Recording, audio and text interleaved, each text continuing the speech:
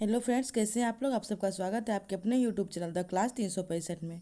तो फ्रेंड्स, हम लोग प्राचीन भारत के इतिहास को पढ़ रहे थे घटनाचक्र सार संग्रह में।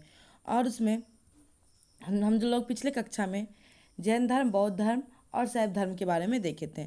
और आज उससे आगे का क्लास जो है शुरू करते हैं। तो चलिए, आज का पहला टॉपिक है छठी सदी ईसा पूर्व की राजनीतिक दशा। तो आज हम लोग देखेंगे छठी सदी ईसा पूर्व की राजनीतिक दशा के बारे में।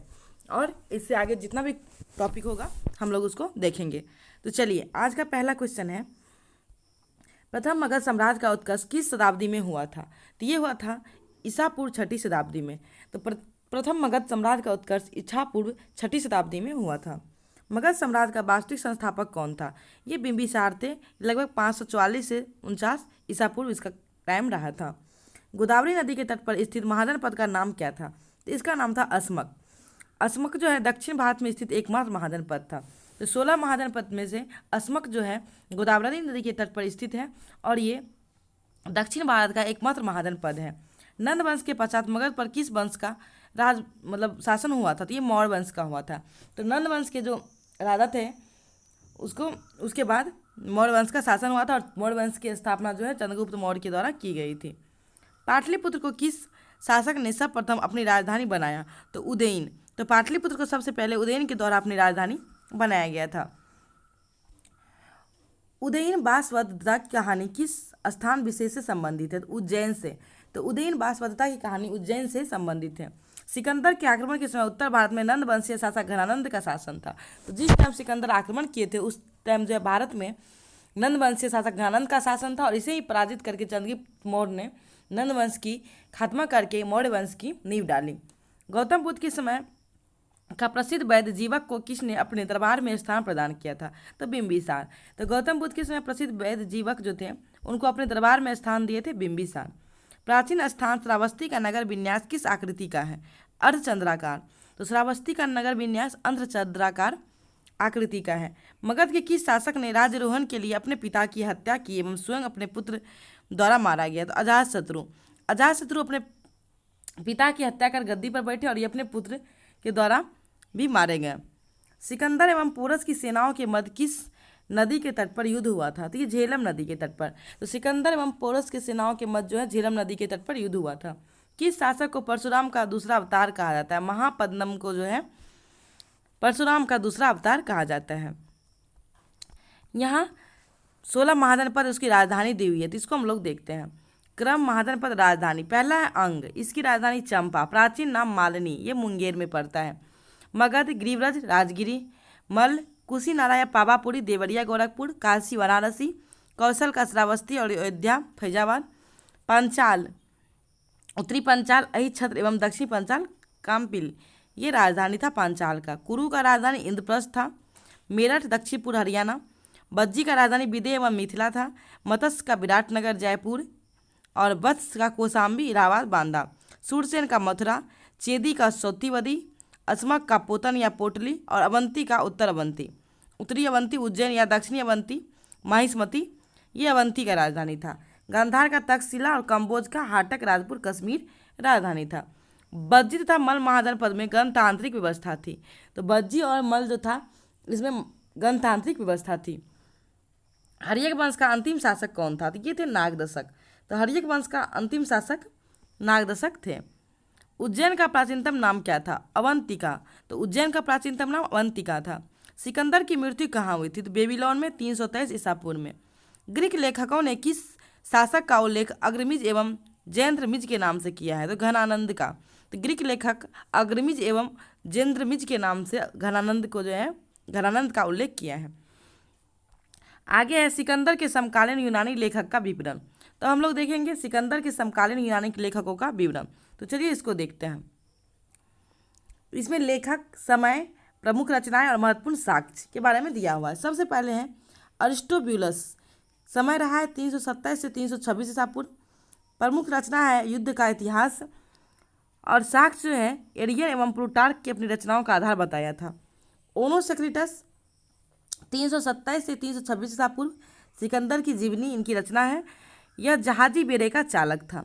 निर्याकस 327 से 326 इसका भी टाइम रहा है। एस्टेबो और एरियन विवरण यह सिकंदर के जहाजी बेड़ों का एडमिरल था। तो ये सिकंदर के समकालीन यूनानी लेखकों का विवरण है। तो हम लोग अब आगे देखते हैं। आगे हम लोग का टॉपिक है मौर्य साम्राज्य। तो हम लोग देखेंगे मौर्य साम्राज्य को। तो चलिए मौर्य साम्राज्य के बारे में पढ़ते हैं।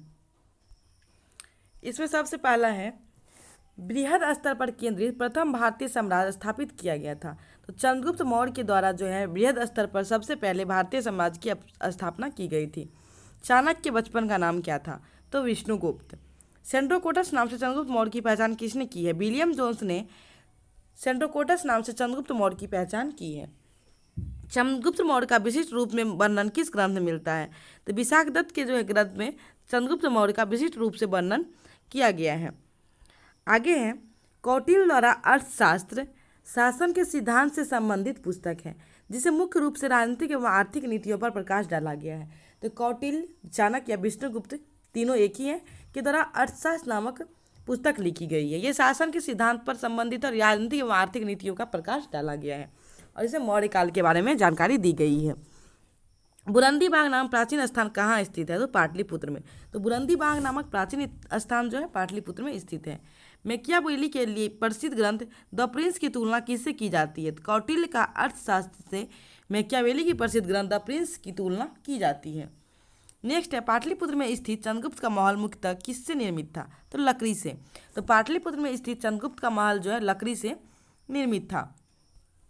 सेल्यूकस, जिसे अलेक्जेंडर द्वारा सिंध एवं अफगानिस्तान का प्रशासक नियुक्त किया गया था, वो किस भारतीय राजा ने पराजित किया? तो चंद्रगुप्त मौर्य ने सेल्यूकस निकेटर को पराजित किया था। बिंदुसार ने मैत्रीपूर्ण पत्र व्यवहार से में सीरिया के शासक एंटियोकस से 3 वस्तुओं मीठी मदिरा, सूखी अंजीर तथा एक दार्शनिक की मांग की थी। दार्शनिक को छोड़कर अन्य वस्तुओं को एंटियोकस ने बिंदुसार के पास भेजा था।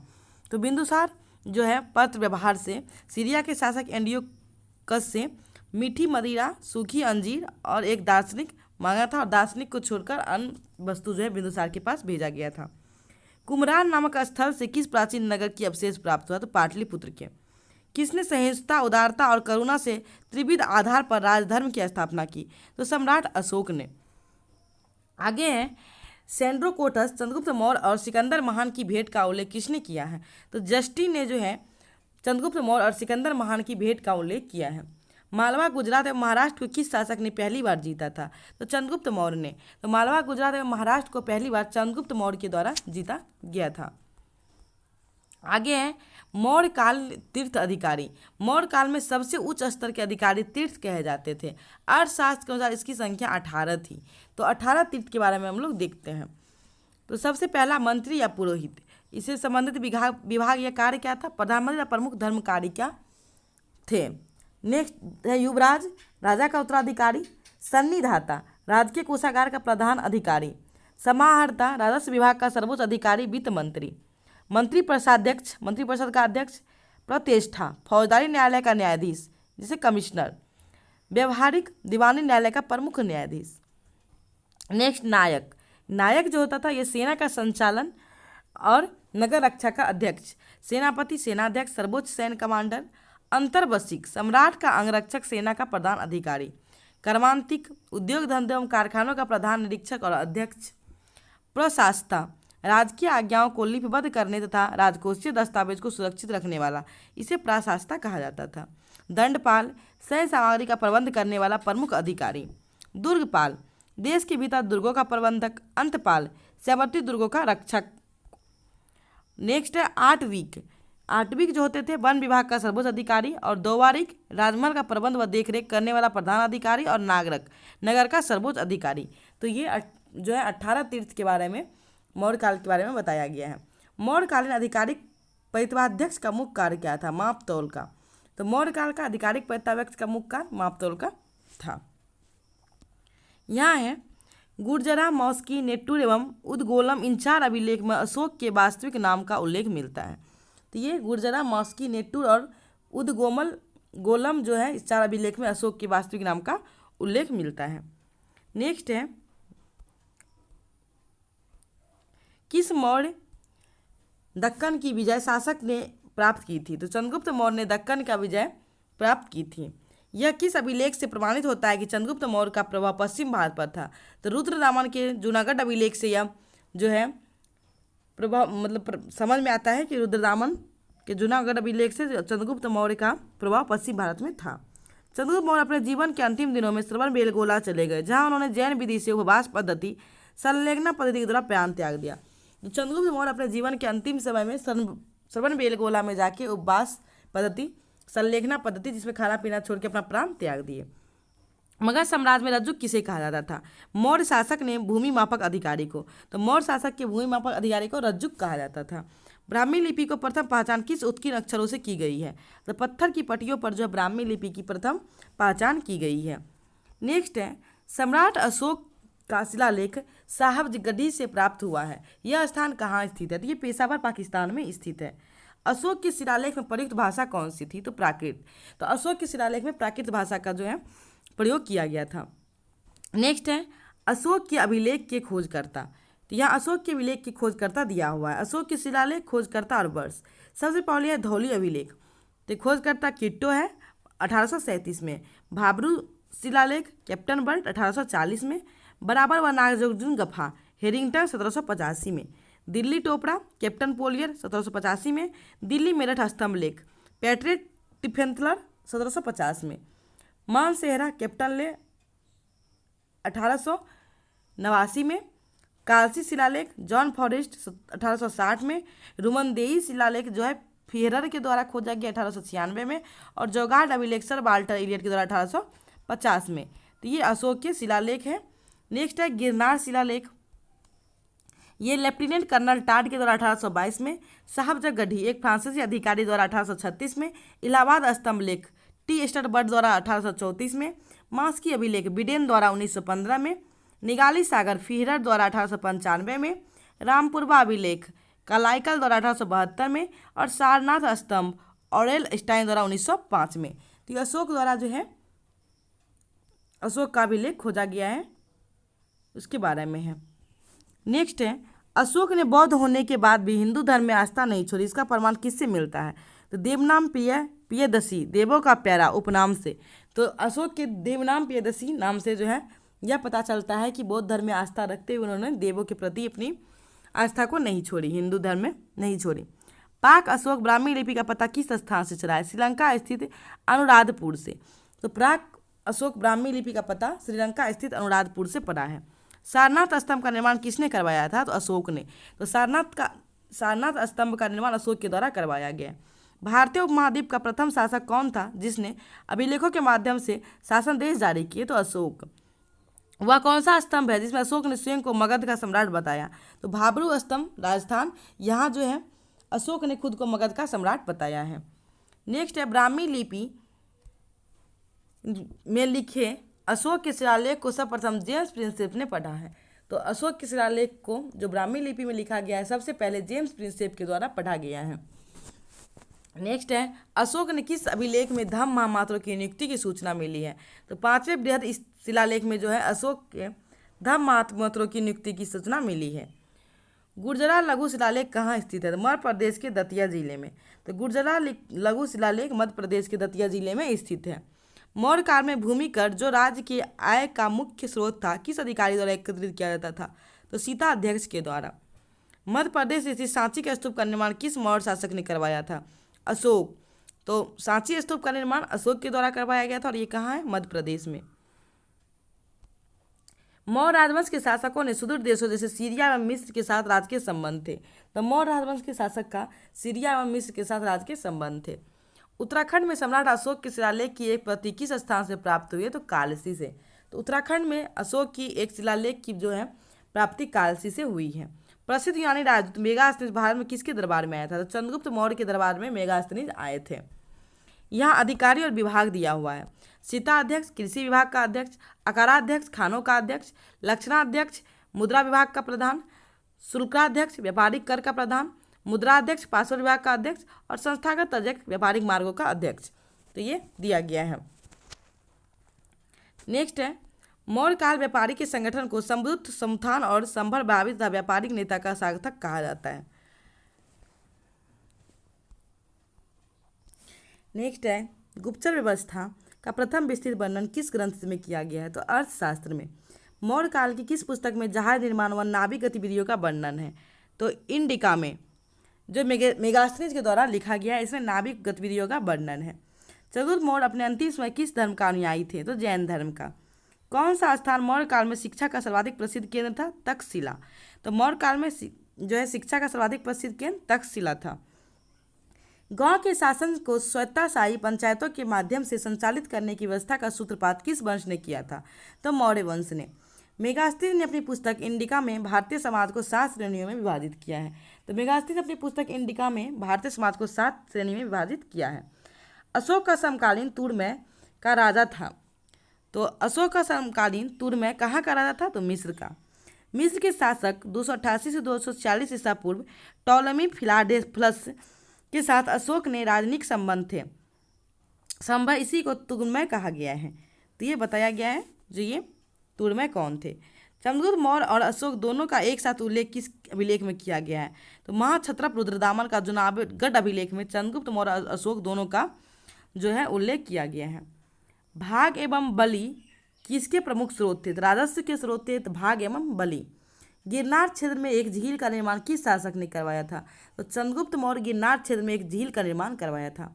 कौशाम्बी तथा प्रयाग के स्तंभों में अशोक की रानी कौरवाकी द्वारा दान दिए जाने का उल्लेख मिलता है। इसे रानी का अभिलेख भी कहा जाता है। तो कौशाम्बी और प्रयाग में अशोक की रानी थी कौरवाकी, इसको दान देने का उल्लेख मिलता है। इसे रानी का अभिलेख भी कहा जाता है। प्राचीन भारत में किस ग्रंथ में पति द्वारा परित्यक्त पत्नी के लिए विवाह विच्छेद की अनुमति दी गई? तो अर्थशास्त्र में। कलिंग युद्ध के विजय तथा क्षत्रियों का वर्णन अशोक के किस शिलालेख में? 13वें शिलालेख में कलिंग युद्ध का विजय और क्षत्रियों का वर्णन है। अशोक के अभिलेख से किस दक्षिणी राज्य के अतिरिक्त सभी दक्षिणी राज्यों का उल्लेख प्राप्त होता है? तो सातवाहन। अंतिम मौर्य सम्राट बृहदत्त। मौर्यों की जल संसाधन व्यवस्था की जानकारी किस अभिलेख से प्राप्त होती है? तो रुद्रदामन का गिरनार अभिलेख से। अशोक का समकालीन मिस्र का राजा था? तो अलेक्जेंडर। तो अशोक के समकालीन मिस्र का राजा अलेक्जेंडर थे। नेक्स्ट है सेल्यूकस निकेटर, जिसने चंद्रगुप्त से अफगानिस्तान प्राप्त किया था, वह कहाँ का शासक था? तो सीरिया बेबीलोन का। अशोक के पश्चात देवा नाम पिय की उपाधि किसने धारण की थी? तो दशरथ ने। तो अशोक के पश्चात देवा नाम पिय की उपाधि दशरथ ने धारण की थी। आगे है अशोक की उपाधि और स्रोत। अशोक मास्की लघु शिलालेख में अशोक नाम मिलता है। देवा नाम पियसस अशोक राजा गुर्जरा लघु शिलालेख। अशोक मौर्य रुद्रदामन का जूनागढ़ अभिलेख। पियदस्सी राजा बराबर गुहा अभिलेख। पियदस्सी राजा मगध भाबरू बैराट लघु शिलालेख। पियदस्सी राजा कंधार बृहद शिलालेख दीपवंश महावंश।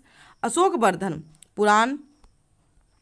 राजा अशोक नेटुर लघु शिलालेख और राजा अशोक देवनाम पिय उद्लोगम शिला अभिलेख। तो ये अशोक का अन्य शिलालेख में उसके अनेक नाम का पता चलता है। अशोक ने अपने पिता बिंदुसार के शासनकाल में किस क्षेत्र में विद्रोह का दमन किया था? तो तक्षशिला में। अपने ऊपर आश्रित बच्चों एवं पत्नी की समुचित व्यवस्था के बिना भिक्षु बनने वाले के लिए किसने दंड का प्रावधान किया था? तो कौटिल्य ने। खरोष्टी लिपि की उत्पत्ति किससे हुई है? तो अरमाइक भाषा से खरोष्टी लिपि की उत्पत्ति हुई है। कौटिल्य किसके प्रधानमंत्री थे? तो चंद्रगुप्त मौर्य के। आगे है मौर्य के पश्चात भारत की उत्तर पश्चिमी सीमा पर किसका अधिकार हुआ? तो बैक्ट्रियन शासक का। मौर्य शासन व्यवस्था में गुप्त दर्शक नामक अधिकारी का कार्य क्या था? सिक्कों का परीक्षण करना। वह मौर्य राजा जो अमित्रघात के नाम से जाना जाता था, तो बिंदुसार अमित्रघात के नाम से जाने जाते थे। मौर्य काल की मुद्रा। इस काल में चांदी और तांबे के सिक्कों का उल्लेख मिलता है। चांदी के सिक्के 4 प्रकार के हैं, पन, अर्धपन, पाद और अष्टभाग। तांबे के सिक्के 4 प्रकार के हैं, मासक, अर्धमासक, काकनी और अर्धकाकनी। तो ये मौर्य काल में चांदी और तांबे के सिक्के के बारे में जानकारी मिलता है। आगे है अशोक ने अपने राज्याभिषेक के 8वें वर्ष 261 ईसा पूर्व में कलिंग पर आक्रमण कर उस पर विजय प्राप्त की। तो अपने राज्याभिषेक के 8वें वर्ष 261 ईसा पूर्व में कलिंग पर आक्रमण कर विजय प्राप्त की। आगे मौर्योत्तर काल के बारे में दिया हुआ और गुप्त वंश, ये हम लोग जो है अगले क्लास में देखेंगे। चलिए, थैंक यू सो मच।